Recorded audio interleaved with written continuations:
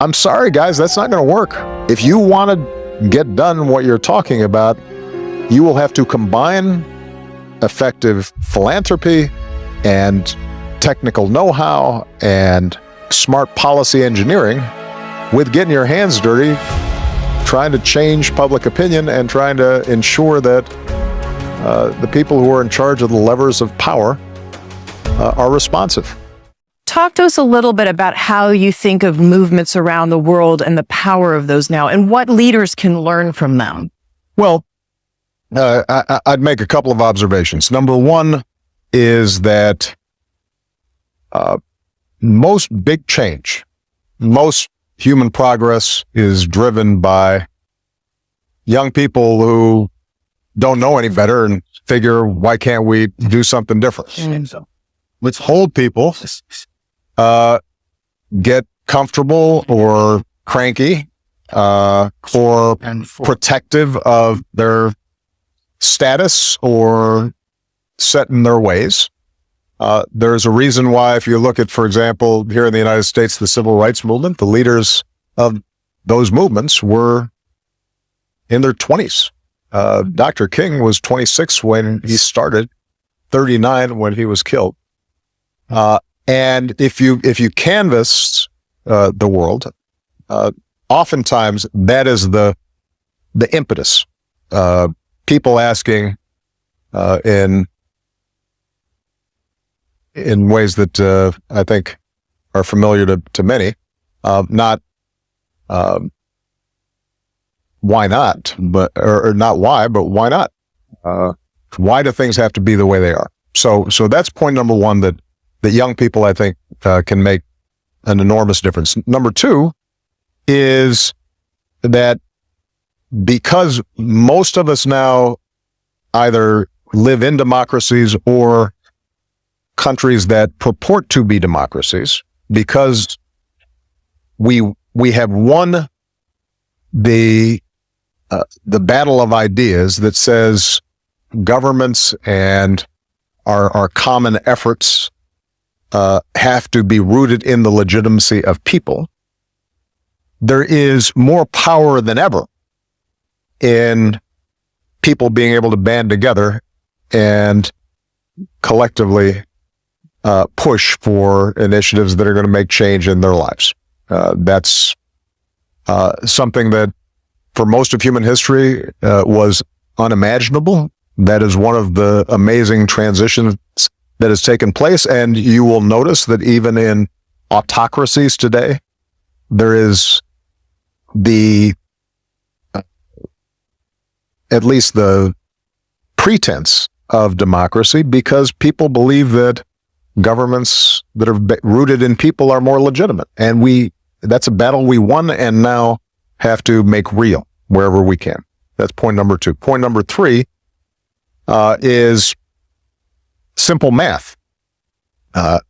In most places, if you want to get something done, whether it's a smarter climate change policy or healthcare for people or more funding for girls' education, you've got to have a majority of people supporting it. You got to have votes. You have to have the allocation of resources. And that requires mobilization and a game of addition rather than subtraction.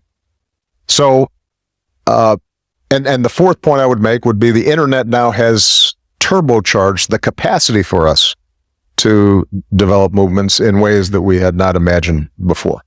Now, the last thing I'll say, so that I don't sound like I'm still in the U.S. Senate and filibustering, it is I guess a smaller point, but a profound one that I tried to reinforce with my staff at every level of my public work and continue to do to this day. I actually think organizing, mobilizing, starting movements starts with a story. And you can't create a story that moves large numbers of people unless you are able to listen and hear to the story of the person next to you. the story of your neighbors, the stories of your coworkers, the stories of your community, the story of people who are not like you. And so, one of the things that I think is important is for us to learn how to listen to each other and learn how it is that we came to be who we are, think the way we do, because that understanding of other people's stories is how you end up ultimately forging bonds and creating the glue that creates movements. Every great movement, if you think about Gandhi in India, it started with his understanding of India's story and his own story, and seeing Indians in South Africa discriminated against, and recognizing that there were traditions and myths and a power in those stories that ended up driving out the most powerful empire on earth. It wasn't guns. And increasingly that will be the case. And certainly that will be the case if we want to move forward, the sustainable development goals that we're talking about. Is we've got to be able to tell a story, not only to big donors or politicians, but also to, for example, people here in the United States who may feel like, look, I've got my own problems. Why should I be worrying about somebody on the other side of the world? Yeah, I have to say, when we got into philanthropy and particularly studied global health, we were stunned at the progress. We'd had no idea. Right. And it's kind of amazing if you ask even very well-educated people, what's happened with vaccination, what's happened with HIV. They don't know the positive story. And a little bit the news is always going to focus on the setbacks, because that's what happened that day. The gradual progress doesn't fit that paradigm. And even people who raise money for these causes, I have to say, sometimes even some of the material we create is talking about the piece that remains, as though it's never improved. Do you have any thoughts on how we get this more positive sense of progress going, and how we would get that word out? Well, look, you're talking to somebody who for 7 years tried to get the word out that things were going pretty good, and nobody, at least about 40% of the country, didn't believe me until I was gone, and then suddenly they believed it. And they said things are great. So with that caveat, I'd make a couple observations. One, you're right, Bill. There is the nature of the media, and maybe just the human brain, is to fasten on what's wrong, not on what's right. And I'm not sure we're going to be able to change that, right? Visual displays of a fire are much more interesting than just a building sitting there. And so the fire is going to make the news. The building sitting there nicely and people are walking their dogs in front of it and stuff, that will not make the news. So I don't think that we can count on conventional media necessarily to spread the word. This is, though, where the power of the internet has not, I think, been harnessed the way it needs to be, particularly when we think about young people and young audiences. Malia and Sasha consume information differently than I do. And I think that those of us who've been involved with policy work are still putting out these reports with pie charts and this and that, and that's not interesting to them. But stories and visual representations of progress can go viral. There's a hunger for it.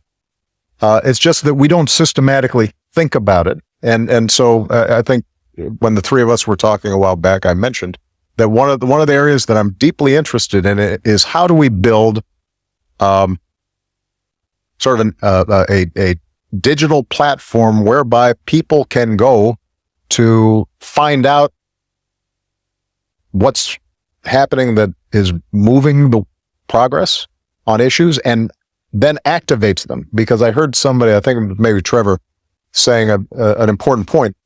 I'm very interested in how online communities can move offline. How this incredible power to convene through hashtags and tweets and this and that and the other eventually leads to people meeting each other and talking to each other. And I think that we have not fully tapped that as a way of spreading the word about progress that has been made. I also think it is important for us to put some friendly pressure on leaders to tell good stories and to make sure that we don't that we aren't so rigid in our partisanship or ideologies that we are not willing to acknowledge and share when somebody who might be of a different political persuasion has done something really good, even if it runs contrary to our short-term political interests. I mean, I always used to say, as big as the differences were between me and my predecessor, George W. Bush, that what his administration initiated with PEPFAR was a singularly important achievement that we needed to sustain and build on. And I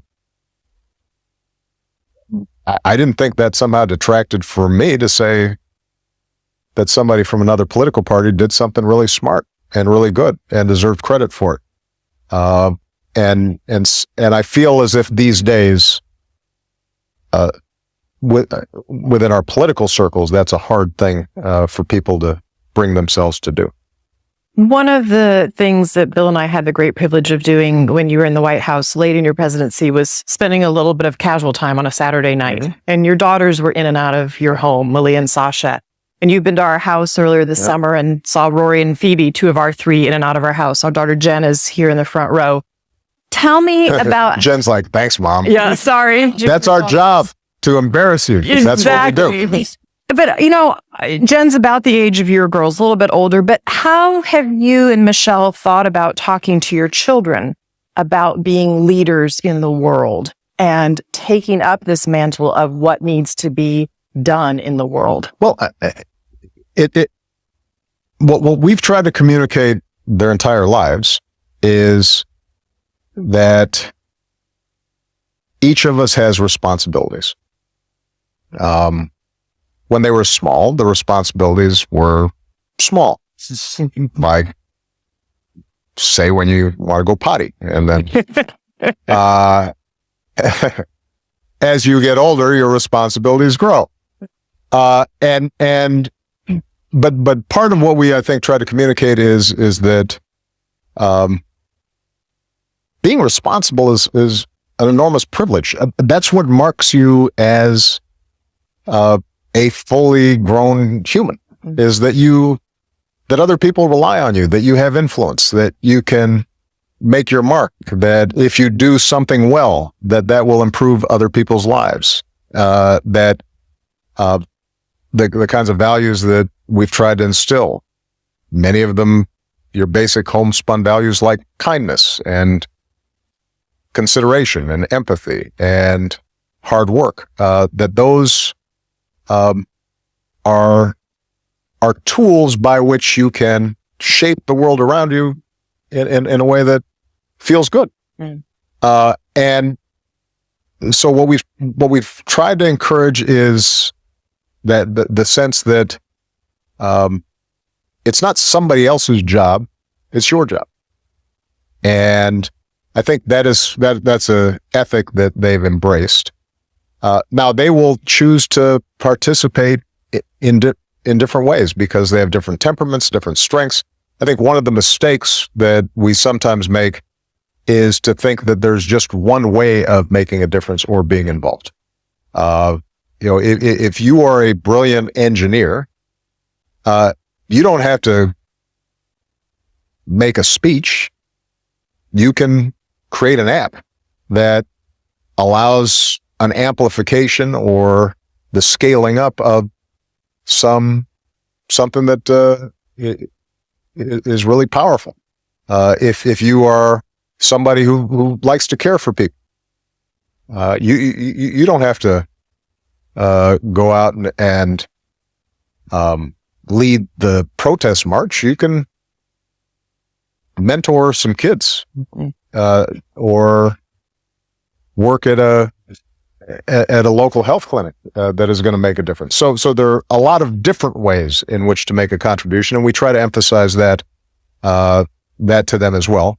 And then the third thing that we try to encourage is what I mentioned in my earlier remarks, which is that you have to be persistent. I always tell people that my early work as a community organizer in Chicago taught me an incredible amount, but I didn't set the world on fire. I got some public parks for communities that needed them. I started some after-school programs. We helped set up a job training program for people who had been laid off of work, but those communities weren't suddenly transformed. They still had huge problems. But I took that experience and then I was able to build on it. And I think so often we get impatient because change does not look as if, sometimes it's not as discernible or immediate or impactful as we had imagined in our minds, and we get disappointed and we get frustrated. Bill, did you have one last